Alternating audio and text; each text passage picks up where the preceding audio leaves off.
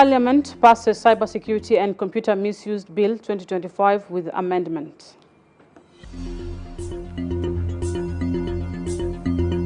Towit residents relieved as SSPDF flashes out opposition forces in minute-long operation.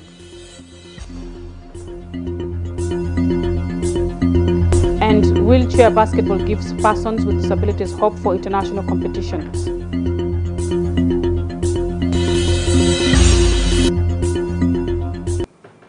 Hello and welcome. You are watching SSBC News live from Juba, Amaut, Polnang. To begin with, Republican decrees.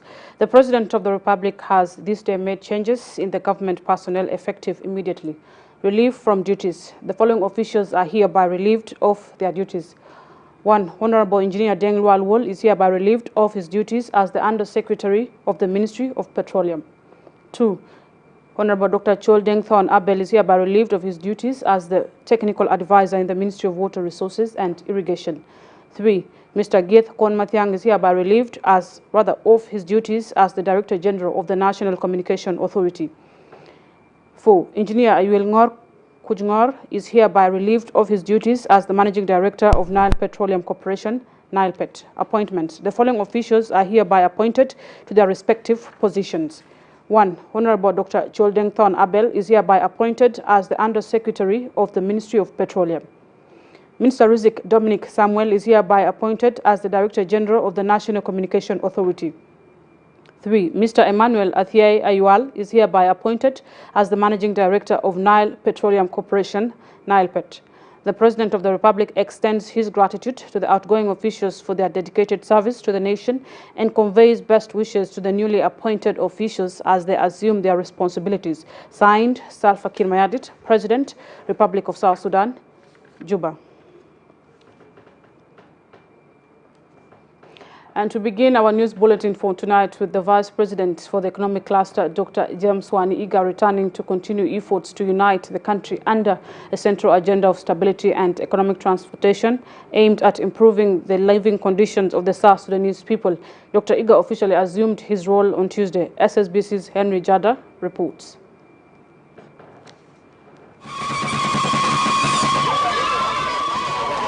We come before you today to bless this office of the Vice President of the Republic of South Sudan, His Excellency, Dr. James Wani-Iga. As you granted Solomon a wise and understanding, serve here the grace to lead with humility.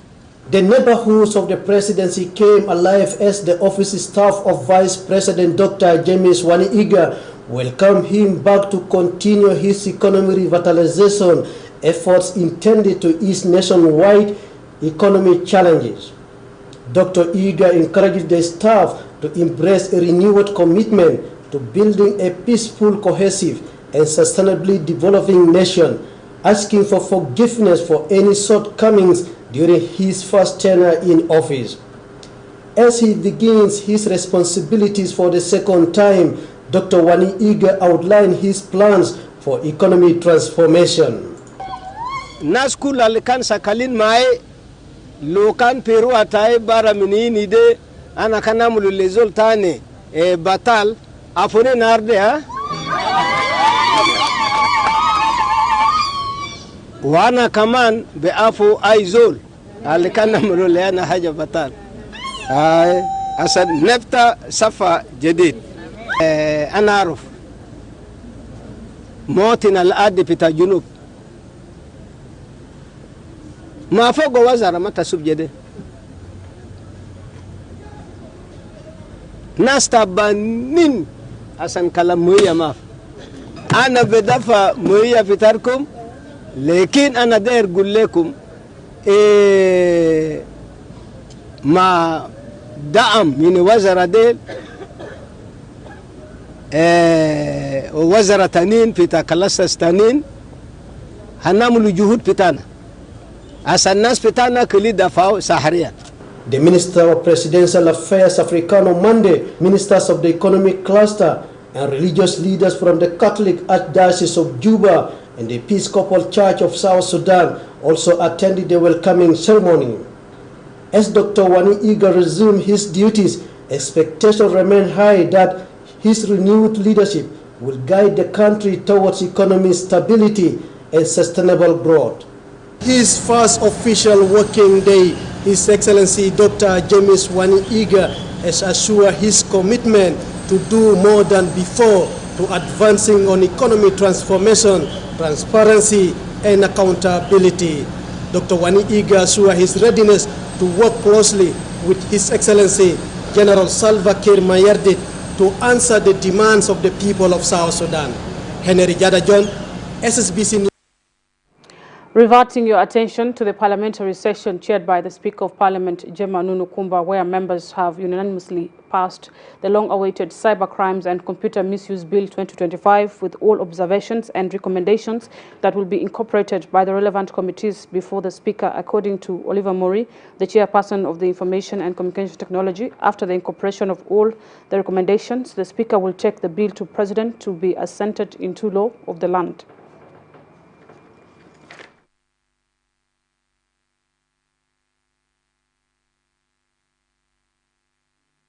Of the significant importance of the bill and recommendations made by the August House during its second reading stage, and the urgency of this bill to establish and provide a citizen-oriented cyber crimes regulatory framework, respect for human rights and fundamental freedoms as stipulated in the Constitution of the Republic of South Sudan 2011 as amended.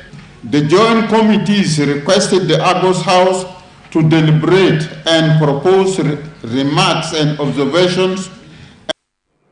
After the passing of the bill, the Minister of Information, Atanyuega Atany, commends the Parliament for taking a bold move to pass the bill. He says will address artificial intelligence-related issues.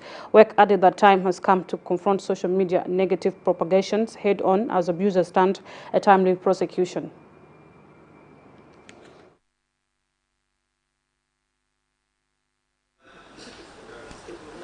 There are those who use artificial intelligence to discredit people. Even some few days ago, one former vice president, I was actually brought as greeting him, and I never had a picture with him in my life. So that kind of thing, they are.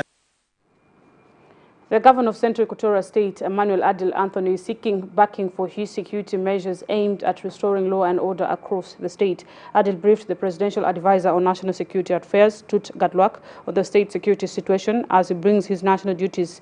Manime assured the governor of his dedication to supporting efforts towards peace and stability for sustainable development.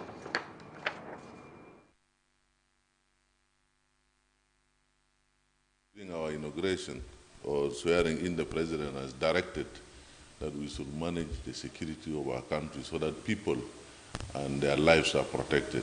So I came to brief Honorable Tut about the plans that we have and their necessary support towards that direction. And one most important thing of all is improving the security situation in Juba City and all our major towns and the whole Central Equatoria State. One important thing I would like to call upon all the citizens, and especially people in Juba and across the state, for us to embrace peace and dialogue and reconciliation. And if there are other things that we notice are not going well, we will definitely, as a government, respond where necessary. But most importantly is let us be the defenders of peace in our communities, in our quarter council, and the whole of the state. And Honorable Tut has assured the whole security infrastructure of our country in supporting this endeavor for us to deliver not only a very peaceful Central Equatoria, but peace in Juba, which is the national capital. All of you are aware that all stakeholders, being international community, being it regional community, and even the people of South Sudan are in Juba. And therefore, we'll count on his support and the support of the whole infrastructure of security so that we'll. In other news, plans to rehabilitate Juba-Ye-Kaya Road are underway following a meeting between the governor of Central Equatoria State, Emmanuel Adil Anthony, and a team of the state parliamentary caucus led by Paul Yuan Bonju, over the need to rehabilitate the Juba-Yei-Kaya road to enhance security.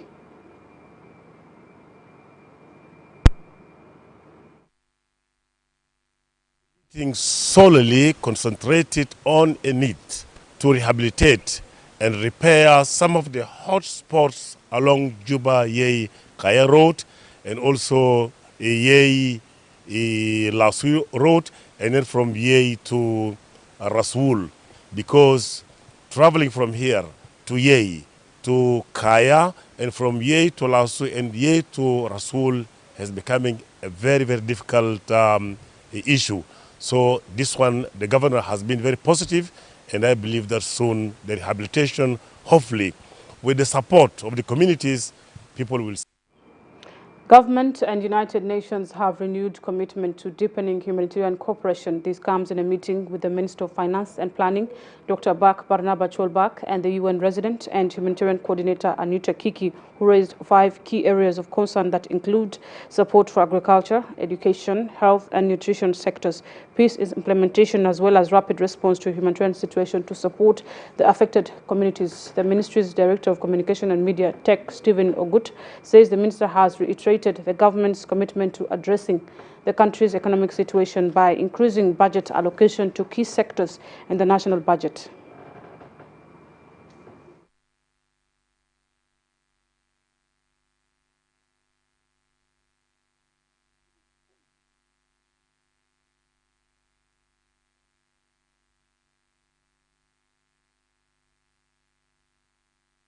Finance and Planning, Honorable Dr. Barnaba Chol met with Madam Anita Kiki, the UN Resident Coordinator / Humanitarian Coordinator, and discussed 5 key areas, including support to agriculture sector, education, health, nutrition, rapid response to humanitarian situation to support the displaced communities, as well as support to the implementation of the peace agreement.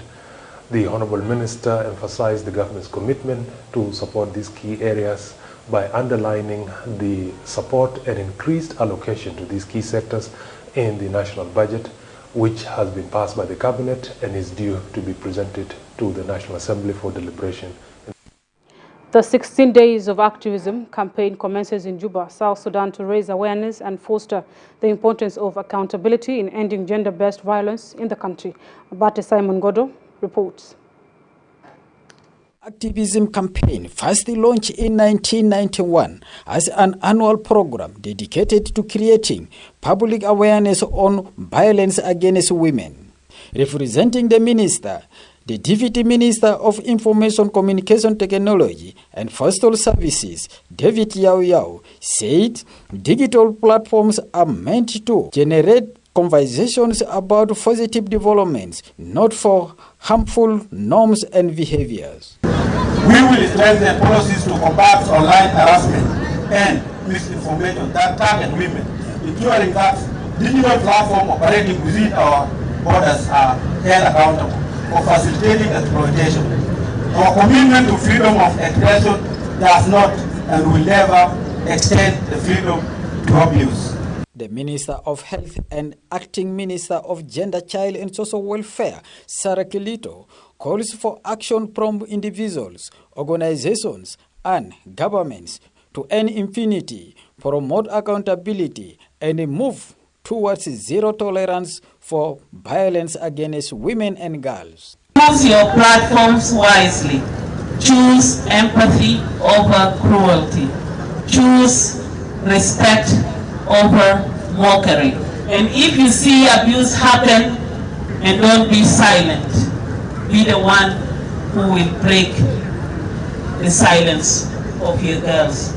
The Deputy Special Representative of the United Nations Secretary General and the United Nations Resident and Humanitarian Coordinator, Anita Kiki, appeals for more community protection against digital abuse, especially of women and girls. We launch these 16 days of activism, a commitment to a future that is free from gender-based violence in all its forms, a future that is peaceful. The donor community representative Ambassador Fia Ernason encourage South Sudanese to apply digital platforms for advancing economic performance. Equipping young people with digital skills, we can shape an inclusive, respectful and violence-free digital future. The European Union will continue to stand in solidarity with the women and girls of South Sudan. The 16 Days of Activism campaign is a globally recognized period from 25th November through 10 December annually for raising public awareness, promoting action, and fostering accountability to end gender-based violence. Abate Simon.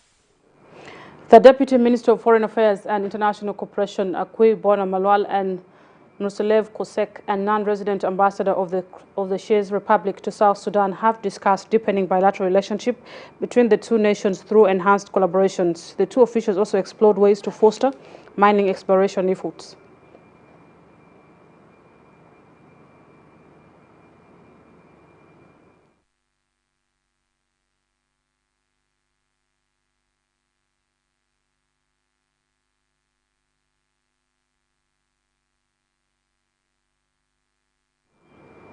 Moving over to Torit, the capital of Eastern Equatoria, where Watu communities have been relieved from the fear of armed attacks after gallant SSPDF forces successfully flashed out coalition opposition forces of the IO and NAS who had been carrying out attacks on civilian locations. Appearing in military uniform, LT General Governor Louise Lebong Lojere visited Watu Payam following the dislodgement of rebel forces from the area and its surrounding locations.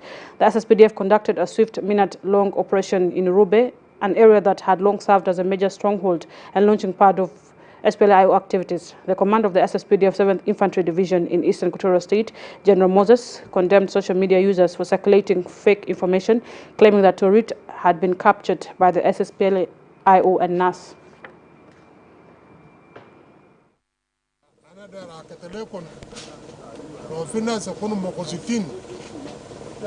We are going to celebrate the muadnin bitabelede aluwa ifotu, and as ifotu bizema nde kulu asoro adido ma walad bitoman albegolo General Patrick bekaram nas beduku benyakamo وبشيلوا الناس ده كانوا ماشيين يشيلوا حاجة بتوبهم في السوق بتاعتورتني بشيلوا النص بتاع حاجة اللي عندك. أنا متأكد إيه أو الناس اللي كانوا بيسيلوا شديد 200 إنه حكومة بيجي يطردوا مجرمين ده في المحل ده. وأنا داير نتكلم إنه الناس بتاع إيسترن إكواتوريا وكله في السودان كله كلام الكبير موسس بيقولوا ده جنرال موسس بيقولوا في السوشيال ميديا قال لي ايوه ديل مسكوا توريد وغفنا جيره واللي ده كسرو قالوا ناينو زمان ده كله إن ماشين ورا قرى بتاع مجرمين اللي جاجموا who came and raided. In a historic step towards strengthening peace and restoring trust between the two regions, Governor of Jonglei State, Dr. Riegai Cook, has officially handed over 6 abducted children and 2 pregnant women to the Pibor Chief Gola Boyoy Gola as the 3-day Intercommunal Peace Conference opens in Bor, Jonglei State. The handover ceremony marks a major highlight of the ongoing 3-day Intercommunal Peace Conference organized in partnership with Peace Canal and other development organizations aimed at ending child abduction, cattle raiding, and intercommunal conflicts across the two regions.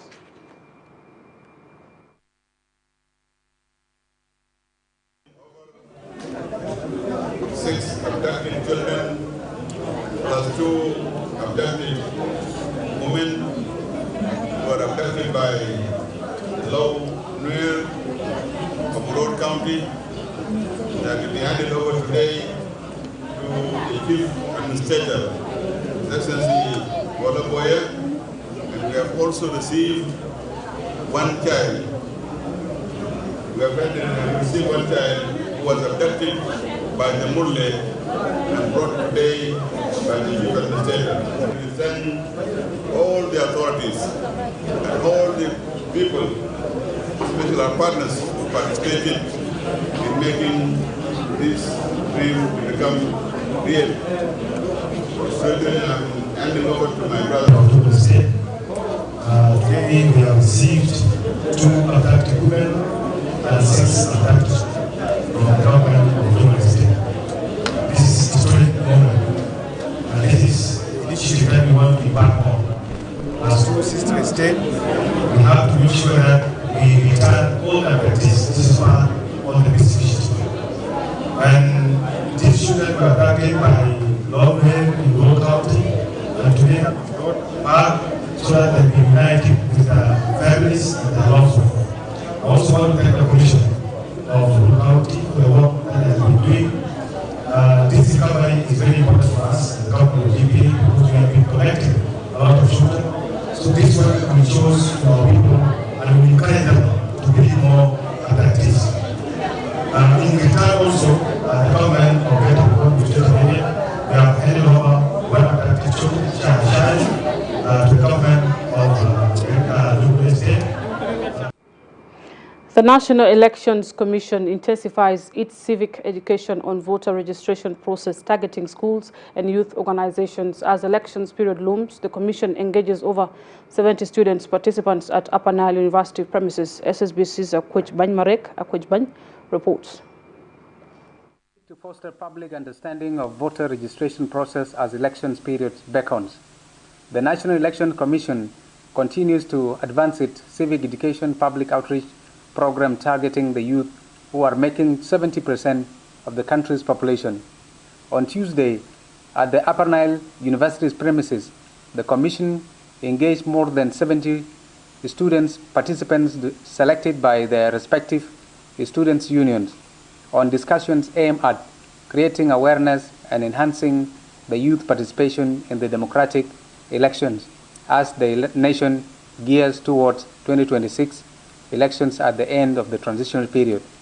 Barnabas Mayordeng, the Director of Public Outreach at NEC, stresses the importance of the voter registration education in fostering citizens' right to choose their leaders freely. We are very close. Voter education will tell you now how you are going to vote and what are the procedures. In this matter, we are going to form small committees within the students. Most of the committees will be from first-time voter youth or students who can approach the first-time voter, and then all other students. And then you are ambassador, you go to the community and inform the people about the election.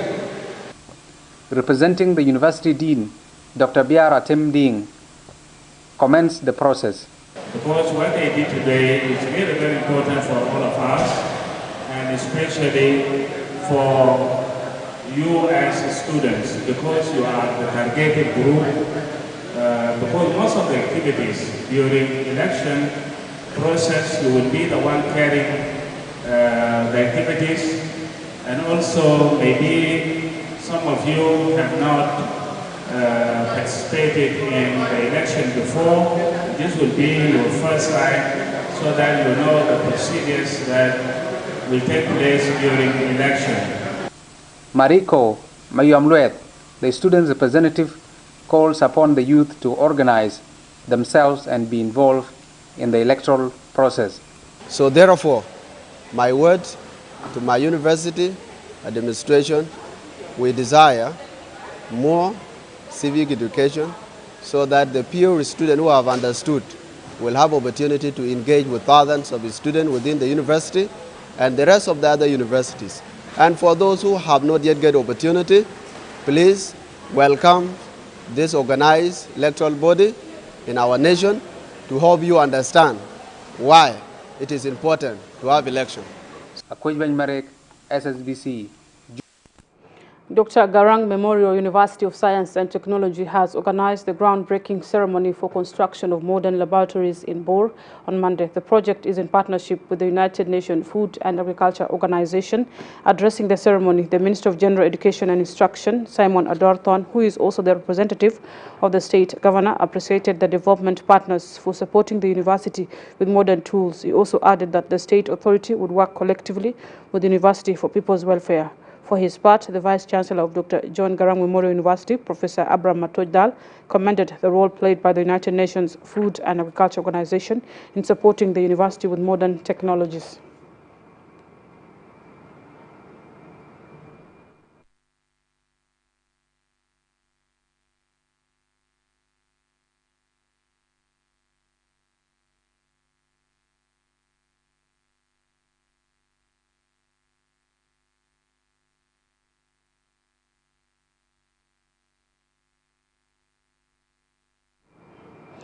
Let's go for a short break and stay tuned for more stories coming up.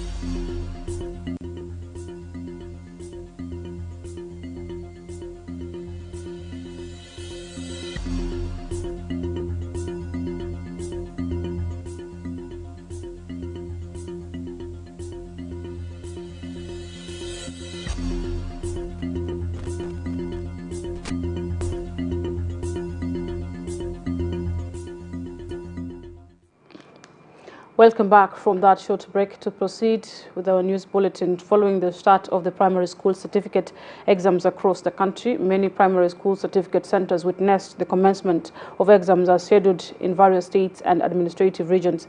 Mario Suleiman reports.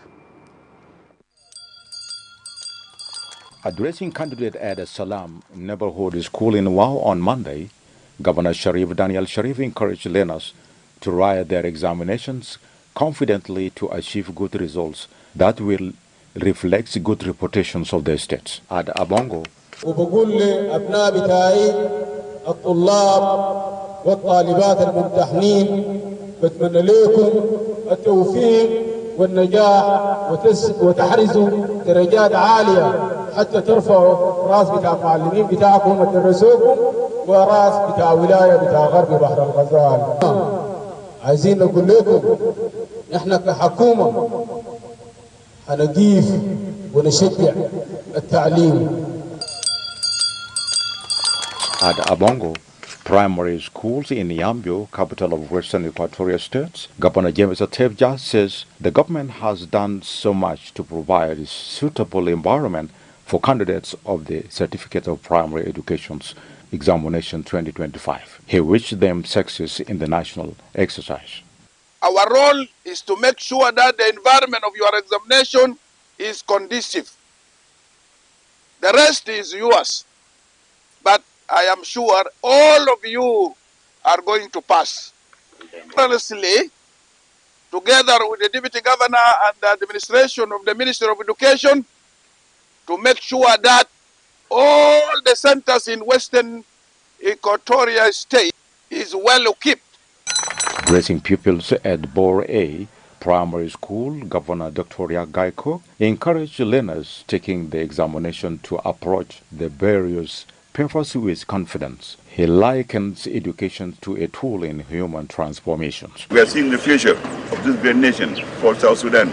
Because among you will come out the teachers, the doctors, the engineers, the ministers, the future president for this country will come out of you. We are seeing future in your faces.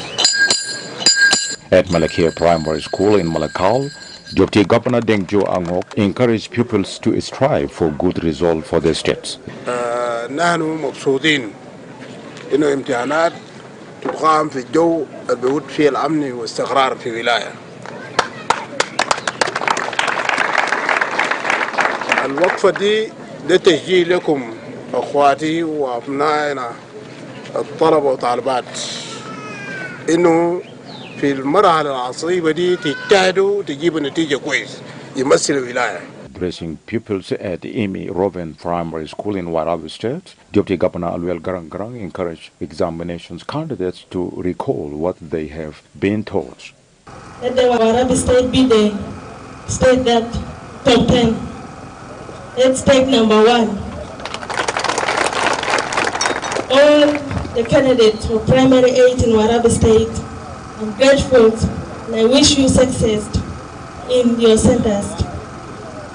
I hope all the students are ready today.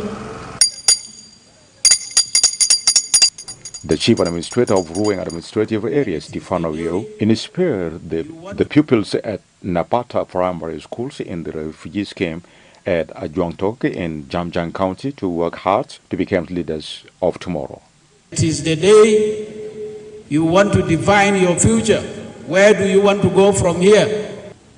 You are going to finish your exams and you will receive your certificate of primary education. And you will be looking forward that next year you will be in senior 1. And that is the life of education, and then find yourself in the university. At Abia Primary School, Arovdian Kual, the Deputy Chief Administrator calls upon pupils to focus on their examination papers to achieve excellence for themselves and the administrative area. أنا مبسوط بالعدد المنتهي 906 والتساوي بين الأنثى والذكر في العدد ده حاجة كويس. في وصايا بسيطة أقدر أقول لكم الامتحانات ده أنت ونفسك لو غشيت نفسك عشان تسلك أنت ما غشيت دول تاني أنت غشيت نفسك. Northern Barakazal State Minister of Education, Akonding Ango, inspired candidate at Cornerstones Primary School in Awil Town to work for achieving good results in the state. Today we are launching the exams for primary 8. And the exam is covering 85 centers, of which we have 8,000 learners, over 8,000 learners. So we are optimistic that all the learners are ready for the exams and they are going to successfully finish this exam across the state. Addressing candidate at Rumbek Girls Primary Schools, Lake State Minister of Education Nelson Makur McCoy says quality educations produce quality generations. And we don't want to found our nation on a fake education, on a fake education system, on a weak education system. We must have a strong education system whereby our candidates, our children must struggle and work hard to pass with what they have committed to do by themselves. This is where we will have a strong generation. This is where we will have a strong generation of leadership. All in all, candidates now writing their certificates of primary education examinations are exhorted to approach the different papers diligently to earn places in secondary schools in the coming academic year. Nearly 2,000 Sudanese refugees are sitting for the Certificate of Primary Education CPE examination in South Sudan. This is part of the broader aspect to enable access to education for all in the country. The students are part of the more than 80,000 primary school pupils sitting for this year's examination. Dr. Athiana Thianbak, the Secretary General of the Examination Council, states that at least 1,842 refugee candidates are among the more than 84,000 pupils sitting for this year's Certificate of Primary Education CPE examination.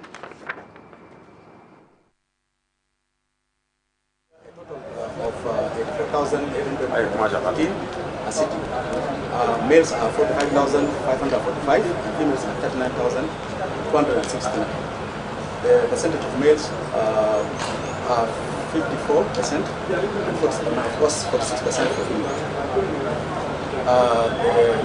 This students are sitting in 1,953 schools, clustered into 551 centers across the nation. There is an increase of 15,536 this year, because last year it was 70,010. So an increase of 18.2%. The refugees are 1,842 refugees. The number also increased from the August. Refugees are in Maban, they are in Ruang administrative area, and they are in Western Equatorial State.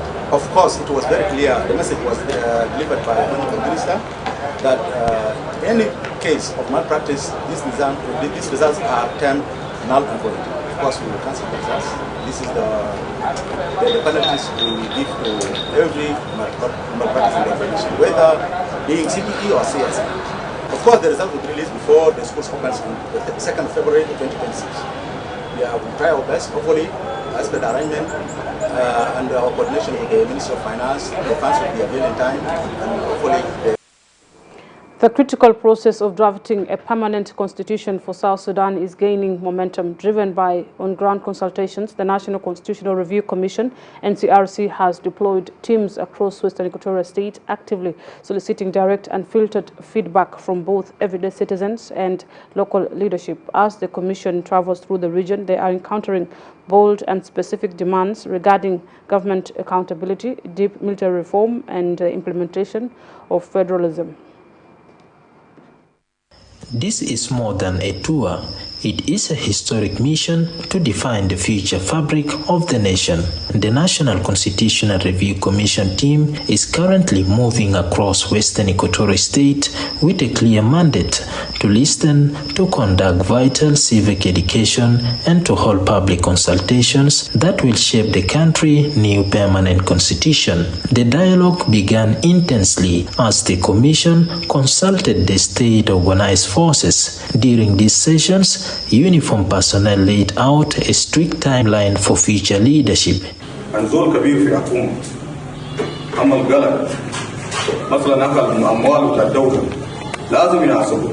حاجات اللي عندنا في جنوب السودان برا من بنزين أنا متأكد جنوب السودان ده براقبة في دقيقة بدون أي مشكلة وده كده نكونوا عين ورا حاجات ديل يقسموا سوا سوا. ما في تعليم ده حسب بعصر من نحن بعدين نحن في وسط إقواتوريا.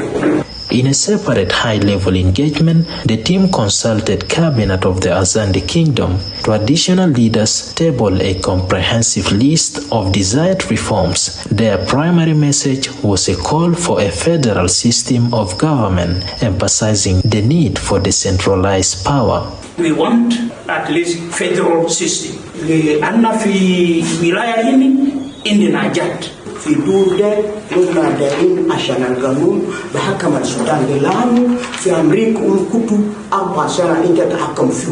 Let the law, the government, do not interfere into the rights of religion. أنا داير في الدستور ده زول البجلد عسكري لازم تدينتا سيدا فوق شادو أراضي لكل community حكومة يعني مونيكا. Power should be given to the grassroots to decide on what they want, what suits them.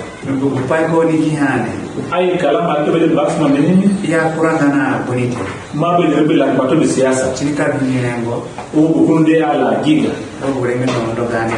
Alibede decide bele bitana. To ensure this critical consultation reach every remote corner of the state, the United Nations mission in South Sudan has stepped in. During a strategic meeting with the NCRC, UNMISS reaffirmed its unwavering commitment. The mission pledged to provide the necessary logistical support and assistance to facilitate these vital civic education programs, ensuring no voice is left unheard.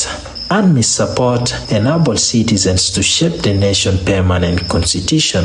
For SSBC News, Police Inspector General Said Chawullom and the Turkish ambassador to South Sudan met in Ergin, discussed strengthening cooperation in South Sudan National Police Service, particularly in the areas of police training, operational development, and capacity building. During the discussions, the Inspector General expressed deep appreciation for Turkey's continued support to the South Sudan to expand cooperation in specialized training programs and institutional strengthening. And we assured the South Sudanese police about Turkey's desire to collaborate in law and order, and where we can help South Sudan in maintaining both the security and safety of its citizenry and the pursuit. The Director of Traffic Police Directorate, Major General Kon Jonakot, issued new directives to reorganize the distribution of traffic police on the main roundabouts in Juba City and other main junctions for the aim of promoting public and traffic safety for the road users. عملنا فيهم مسجدات وقرارات جديد طالع من سيد مدير إدارة العمل للمرور إنه في كل ثانية أو تقاطع هامة هيكون في 7 أفراد ذات ضابط وبالكشف وبالاسم. اللي بيكون زيادة الزول نمر 8 داك بيكون ما معروف هو جاي من وين. هيكون إننا توقف بورام، هنتحرك بحركة دورية على مستوى العاصمة جوبا تحديدا عشان نلقى فرد الزيادة ده أو ضابط الزيادة في الموقع. زياته زي عندنا بوابة بتاع اللو هيكون في 7 أفراد وضابط واحد. سينيا 7 دايز هيكون في 7 أفراد وضابط واحد. سينيا كاستم هيكون في 7 أفراد وضابط واحد. سينيا جامعة جوبا هيكون في 7 أفراد وضابط واحد. تقاطع بتاع تمرة هيكون في 7 أفراد وضابط واحد. لحد ملكية وكبري منكي ده توزيع جديد اللي اتعمل، وهنطبق نظام بتاع الدباجات اللي كان عملناه قبل كده ان احنا هنطبقه انه كله هيكون رابط دباجه وبرقم بتاعه رقم 1 مثلا 8. Wheelchair basketball is giving persons with disabilities hope for regional and international competitions. Adia Gildo reports. At Nimra Talata Court in Juba, players push their wheelchairs with force and ring. Rubber tires grip the ground as others spin and glide. Basketball thumbs in unison. This is not a scene of struggle, but of hope. 3 days a week, these athletes sweat and train with determination. They call themselves the Bright Star Team, South Sudan's national wheelchair basketball team. Amaudid Makwe Manuel, Secretary General and player, says many of the players had lived in isolation after amputations. Others face stigma because of their disability. The game has brought together more than 7 former child soldiers, polio survivors, and amputees. For many, the team has become a community, one they once believed they would never find. When I see my colleagues playing football, playing basketball, I was like, either I was having my own legs, I would have been participating in this. And I was like, I was out of the war. But when I came to the wheelchair basketball, I was more excited. And I felt more relieved.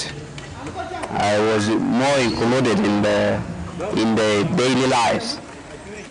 James Luate, player at Nimra Talata Basketball Stadium, says the sports has enabled most of them find dignity, belonging, and a new beginning. Wheelchair basketball ده فعلا جه ساعده في ناحية نشاطات المواطنين يعني بيخفف من الظروف التمواكين بالذات يعني انت بتلقوا ممكن مواق بوقت في داك الهله ما بيكون عنده شغل وفي جزء مننا ممكن بيجي بيدمر نفسه بمريسه وشراب وكده لكن ويلشير كان الناس كله جاء اخوانا زي الناس بيشجع بعدون وناس بقدر فكر لحاجات الكويس لقدام. Dark Moses, another player, was introduced to wheelchair basketball by the International Committee of the Red Cross. He says the sport has taught him more than athletic skills. It has also taught him teamwork, peace, and self-worth. حاجة اسمه كورة ده بيساعد في الجسم يعني ده بيخليك يعني زول قوي وبيخليك زول نشيط يعني حتى لو عندك أفكار سيئة حاجة أفكار كاب بيخليك أنت شنو ما تفكر لأنه زمان بيكون في كورة. Some athletes were supported with grants from the ICRC, helping them to start small businesses and rebuild their lives off the court. According to James Loate, they are now calling on organizations and sponsors to help keep the games and their dreams alive. Loka mahalat de kulit kawan wheelchair izan kidan na bagder kawin shunu federation al bagder gib muntakab ta Junub Sudan kulu fi dakil shunu asima ta Junub Sudan. In 2022, the team placed second at the first African Mixed Wheelchair Basketball, an international tournament, marking a milestone for adapted sports in the country. Today, the team hopes to establish a national federation that can represent South Sudan internationally, but the lack of funding continues to hinder participation in the regional and global competition. South Sudan national team Bright Star lost their first qualifiers game against Syria in the FIFA Arab Cup in Doha, Qatar.